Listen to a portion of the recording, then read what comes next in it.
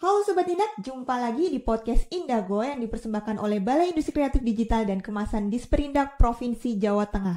Nah Sobat Indak, kali ini di episode ini kita akan belajar gimana sih strategi pembinaan dan juga pengembangan yang dilakukan oleh pemerintah terhadap IKM non-agro di Provinsi Jawa Tengah ini. Nah langsung aja kita tanya-tanya dengan narasumber yang sudah hadir bersama kita, Bapak Setio Budi Purwono. Perkenalkan, saya Setio Budi Purwono. Saya dimandat oleh pemerintah provinsi untuk menjadi pembina industri ahli muda di bidang industri non-agro, Dinas Perindustrian dan Perdagangan Provinsi Jawa Tengah. Jadi berdasarkan Peraturan Gubernur Nomor 76 Tahun 2016, bidang non-agro dibagi menjadi, kalau dulu seksi ya, sekarang sudah ada seksi itu, ada pengembangan SDM, kreativitas dan inovasi, kemudian pengendalian dan inovasi industri non-agro, serta pengembangan sarana dan prasarana industri non-agro. Kebetulan saya diberi mandat di seksi pengembangan sumber daya manusia, kreativitas dan inovasi industri non-agro. Gitu ya Pak. Yeah. Nah itu Pak, sebenarnya tantangan yang dihadapi IKM di Provinsi Jawa Tengah, terutama di bidang non-agro ini apa sih Pak? Mungkin bisa dijelaskan. Jadi gini Mbak, dalam dunia industri kan cepat sekali berubah ya, apalagi kemarin ada industri 4.0, sekarang ada industri 5.0, sedangkan di kami itu IKM kan masih terbatas ya, baik SDM, teknologi dan lain sebagainya. Maka kita punya 3 poin di pengembangan SDM dan kreativitas dan inovasi itu, ada 3 layer pelatihan. Jadi yang pertama adalah penumbuhan wirausaha baru, kemudian yang kedua adalah pendampingan IKM non-agro, yang ketiga adalah peningkatan kapasitas SDM melalui coaching program. Salah satunya juga sinergi dengan di pengembangan sarana prasarana, yaitu dengan pelatihan berkelanjutan. Nah, perlu kami jelaskan untuk penumbuhan wirausaha baru. Nah, penumbuhan wirausaha baru itu adalah proses pelatihan yang dimulai dari nol. Jadi memang ditargetkan 60% itu adalah DTKS, berarti data terpadu kesejahteraan sosial, yang tentunya sesuai dengan surat edaran Sekretaris Daerah Provinsi Jawa Tengah adalah untuk memberdayakan energi masyarakat dan mengentasan kemiskinan. Jadi 60% pesertanya itu dari DTKS, dan kemungkinan rata-rata adalah desa yang menyandang gelar desa miskin ekstrim. Jadi bagaimana agar masyarakat desa tersebut tidak hanya mengandalkan BLT ataupun tapi juga mereka bisa mandiri secara berdaya secara ekonomi. Ya, makanya dari situ, dari strategi pertama itu adalah penumbuhan wirausaha baru. Jadi dari nol. Dari memang masyarakat itu tidak pernah memproses produksi. Nah, penumbuhan wirausaha baru itu berbasis potensi lokal, Pak. Potensi lokal. Jadi sesuai potensi di daerahnya. Sebagai contoh ada, saya sebutkan kabupatennya boleh? Boleh. Ya, itu di Desa Weding, Kecamatan Bonang, Kabupaten Demak itu mereka sangat melimpah limbah dari eceng gondok. Kebetulan dari teman-teman dinas kabupaten kota itu mereka menginfokan, Mas, di sini kok banyak potensi eceng gondok, tapi rata-rata cuma dijemur kering, kemudian dibawa ke provinsi sebelah untuk diolah di sana. Itu kan sangat disayangkan. Malah di daerahnya sendiri tidak mengolahnya. Nah, alhamdulillah kemarin triwulan pertama itu kita dilatih, dan pelatihan kita itu pakai 2 tahap, Mbak. Yang pertama itu adalah masih, biasanya kalau awal-awal kan masih belum produksinya belum maksimal. Jadi ada sesi 1 dan sesi 2. Jadi sesi 1 itu sesi 1 itu masih mungkin produksi awalnya, sesi 2 adalah sudah mulai mematangkan untuk agar bisa layak untuk dipasarkan. Seperti itu. Dan kami itu dalam penumbuhan itu kita menerapkan tadi 60% DTKS, kemudian nanti digabung dengan sekian persennya itu adalah adik-adik milenial. Kalian untuk memasarkan produknya, apalah arti produknya bagus. Tapi tidak kemudian yang selanjutnya adalah kita datangkan pelatih yang merupakan praktisi IKM. Ada beberapa praktisi IKM, kalau yang di Cengendung ada Bu Sri Wahyuni, kemudian ada untuk beberapa IKM limbah kayu yang kita latih di Desa Cabean Kidul, Kabupaten Rembang, itu kita datangkan dari eksportir yang IKM yang sudah go ekspor. Jadi mereka bisa menyerap produk. Kolaborasi stakeholder. Dan kami juga harus koordinasi serta sinergi dengan pemerintah desa, kemudian pemerintah kabupaten atau kota yang ditempati, karena apa? Di desa sendiri kan sekarang sudah ada dana desa dan lain sebagainya. Kalau kita nggak bisa support langsung kan, karena yang bisa support langsung adalah teman-teman di desa sendiri, kemudian dari pemerintah kabupaten atau kota setempat. Jadi sinergi antar pihak pemerintah desa, pemerintah kabupaten atau kota, kemudian pemerintah provinsi, itu kita sinergikan seperti itu, Mbak. Ya. Kemudian yang kedua terkait dengan pendampingan IKM non-agro. Setelah terlaksana pelatihan penumbuhan wirausaha baru berbasis petani, tentunya mereka akan bingung. Ini kita udah produk nih, bingung. Nah, terutama adalah bagaimana nanti didampingi bagaimana cara membuat NIB, nomor induk berusaha, kemudian juga terkait dengan bagaimana membentuk penguatan kelembagaan kelompok dengan membentuk kelompok usaha baru, kelompok usaha baru atau KUB di industri. Biasanya permasalahan yang sering pada industri kecil menengah, terutama yang non agro adalah modal, itu pasti. Kemudian modal peralatan. Setelah peralatan kemudian adalah pemasaran.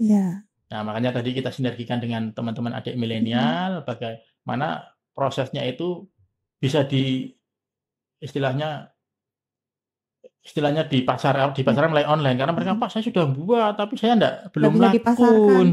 Nah, seperti itu. Jadi di samping itu juga pendampingan dalam hal keuangan, Mbak. Manajemennya juga. Karena kalau di IKM rata-rata hampir seluruh Indonesia itu adalah one man management.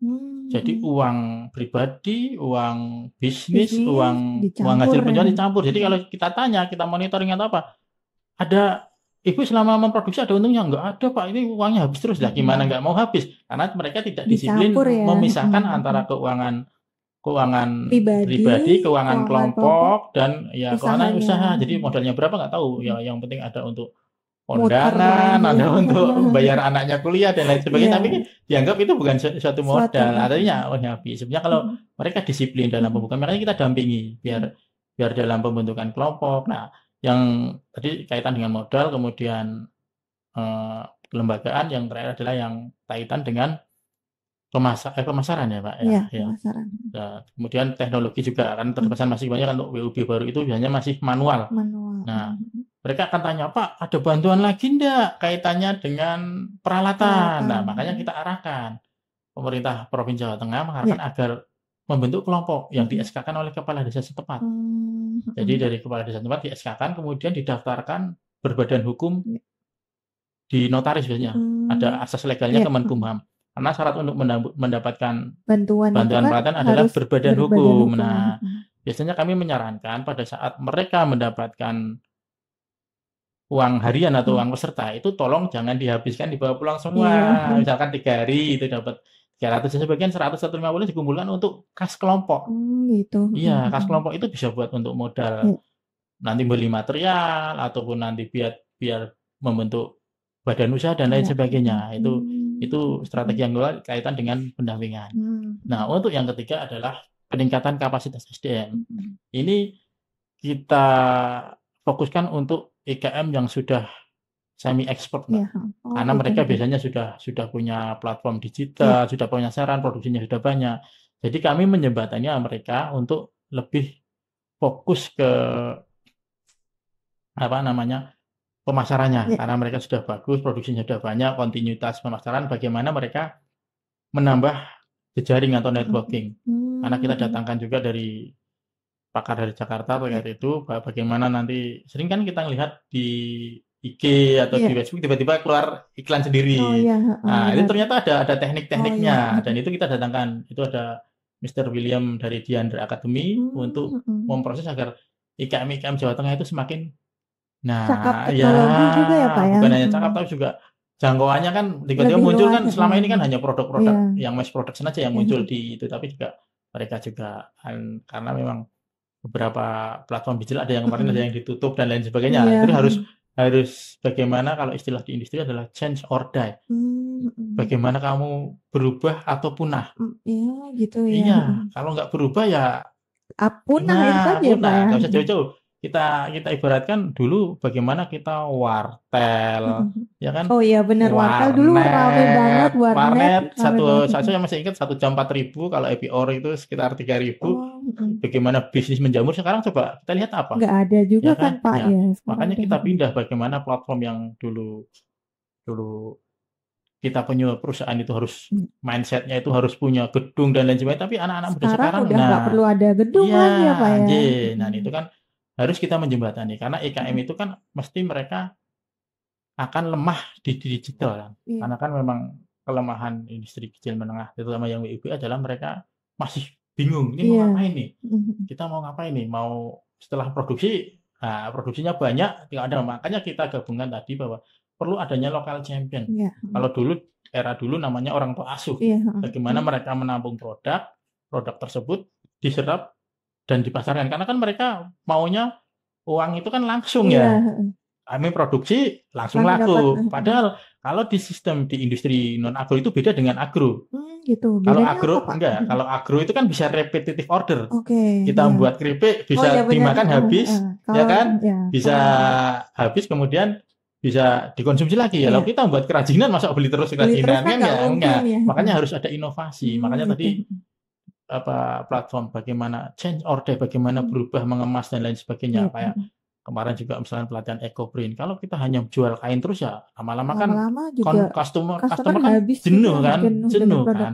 Atau masih mereka ada yang buat tas, ada yang buat mungkin outer, ada yang buat kain dan lain sebagainya, shell dan lain sebagainya. Itu harus berinovasi terus. Makanya kami juga mendampingi dan kami juga terbuka 24 jam untuk konsultasi melalui WA. Ya bisa lewat email dan lain sebagainya. Makanya saya berterima kasih nih diundang pada podcast Indago Jateng ini, nanti semakin dikenal lagi ya Pak ya, kegiatannya di industri non agro ini ya Pak ya. Nah itu tadi kan keren banget ya Pak ya. Jadi ada strategi yang dilakukan pemerintah tuh berkesinambungan gitu ya Pak. Tadi awalnya dari penumbuhan dari wirausaha, kemudian kita kemudian dampingi, ada pendampingan juga, kemudian yang peningkatan teknologi, peningkatan kapasitas coaching program. ya. Nah harapan kami yang ikut coaching program nanti kita sambungkan Mbak, kita sambungkan ke teman-teman perdagangan luar negeri, bagaimana mereka bisa ikut program ECP, Export Coaching Program yang ada di bidang perdagangan luar negeri. Jadi kita sambungkan terus seperti itu. Menarik ini Pak. Nah ini mungkin buat Sobat Indak nih yang mau daftar ini gimana nih Pak buat ikut pelatihan yang ada di non agro ini Pak? Ya, kebetulan karena kita kan mandatori ya, biasanya kan dari tadi sinergisitas antara pemerintah kabupaten kota, bagaimana mereka setiap tahun kita kan ada rakor tuh Mbak, rakor Indak seluruh provinsi Jawa Tengah. Nah, mereka mengusulkan potensi lokal apa di daerahnya yang belum dikerjakan. Misalkan bahannya melimpah tapi cuma diliatin doang, nggak dimanfaatkan, karena kan industri itu kan adalah mengolah proses dari bahan mentah menjadi bahan setengah jadi, atau bahan mentah menjadi bahan jadi, ataupun bahan setengah jadi menjadi bahan jadi. Karena orang itu melihat kalau industri itu ya mesti pabrik, ada karyawan sekian, padahal industri itu kan ada skala kecil, ada skala menengah, dan ada besar. Kebetulan memang kita itu di provinsi kewenangannya adalah industri besar, tapi tidak kemungkinan juga kita mensinergisikan dengan teman di mana untuk membina industri kecil menengah. Terakhir sebelum kita menutup acara nih Pak ya, mungkin ada pesan yang ingin disampaikan kepada masyarakat gitu Pak terkait dengan program ini atau apapun kegiatan yang dilakukan oleh non agro Pak? Harapan kami kepada masyarakat, lihatlah potensi lokal yang ada di daerah. Betul sekali ya. Jadi apa sih kira-kira bahan mentah yang bisa diolah? Kemudian infokan kepada pemerintah desa atau pemerintah kabupaten setempat. Kemudian sinergisitaskan dengan kami. Kebetulan kami juga di samping dana APBD nanti juga ada dana tugas pembantuan, dana DAK non fisik yang tentunya kan harus menyentuh kepada yang bisa bermanfaat untuk masyarakat Indak, terutama industri perdagangan di Provinsi Jawa Tengah, terutama IKM non agro. Dari situ kan kita bisa berkolaborasi tanpa adanya teman-teman di kabupaten kota dan informasi akurat terkait dengan potensi lokal apa yang di daerah tersebut. Tentunya kita tidak akan mengerti, kita tidak akan membuat kebijakan yang tentunya akan pro potensi lokal yang ada di daerah tersebut. Jadi intinya aktif-aktiflah, follow Disperindak Jateng, follow Indago Jateng. Tentunya saya yakin bahwa adik-adik milenial ini rata-rata survei kemarin yang disampaikan oleh beberapa, terutama Pak Bahlil, Menteri BKPM, itu rata-rata nggak pengen jadi pekerja. Mereka rata-rata ingin jadi pengusaha. Nah, itu biar ada klop ya dengan kita, karena kan kita kan pengennya adalah bagaimana menuju industri Jawa Tengah itu yang mandiri dan berdikari.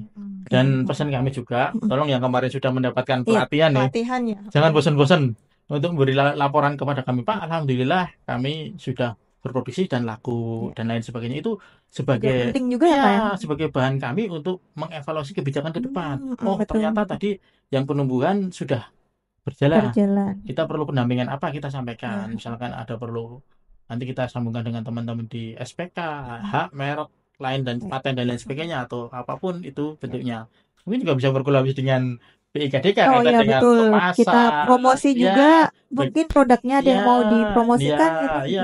Kemasan lain sebagainya. Terus nanti juga kaitan juga dengan istilahnya platform digitalnya dan lain sebagainya.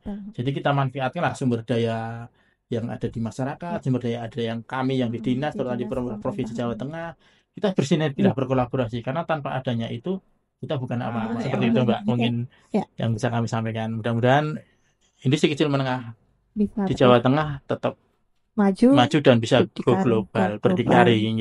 Terima kasih. Terima kasih Bapak atas waktunya. Juga terima kasih buat Sobat Indak yang sudah menonton episode ini. Jangan lupa buat like, subscribe, dan komen di akun YouTube Indago Jateng. Sekian, terima kasih. Sampai jumpa.